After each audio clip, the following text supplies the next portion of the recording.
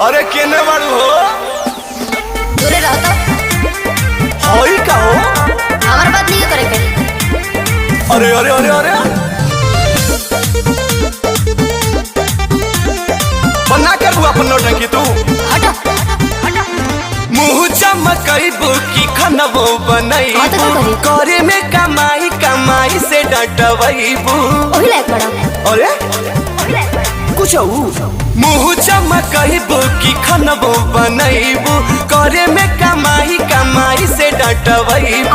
खाना लाए पिया कटहल दूंगी, अब तो झोर हवा उठा के नैहर चल दूंगी, देंगे दर्द तो मर्द बदल दूंगी। अरे? ए जी झोर हवा उठा के नैहर चल दूंगी, देंगे दर्द तो मर्द बदल दूंगी।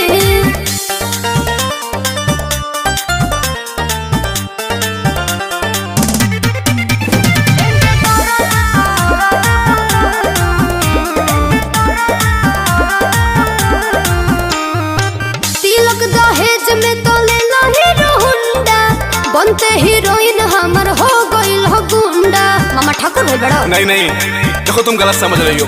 लगे तहारा भेटाइल कोनो हीरो बाड़ुए, तहार नजरी में भेलू हमर जीरो बाड़ुए। घूरा आँख ना तलाक तुम्हें कॉल दूंगी, आगे कॉल दूंगी।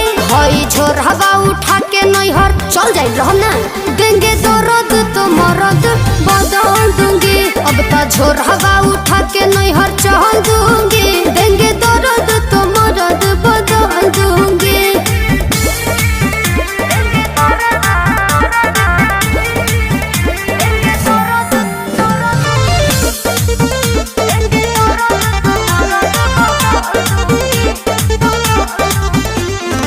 नया जोड़ीदार के हमरो तलाशू, फॉलो कर ले हमके आंसू भेजियांसू। और ई साला सावधानी हटी दुर्घटना घटी। कोही बेरी बेरी काहे कोलैबोरेशन करता, पति पत्नी के रहते रिलेशन करता।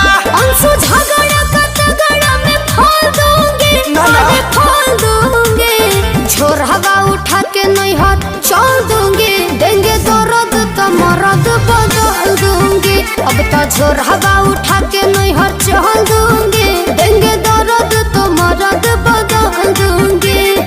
अकेले रहिएगा घर में। झोरा में लुकवा दे। अब तो झोर हवा उठा के नैहर चल दूंगी, देंगे दर्द तो मर्द बदल दूंगी। अरे? ए जी झोर हवा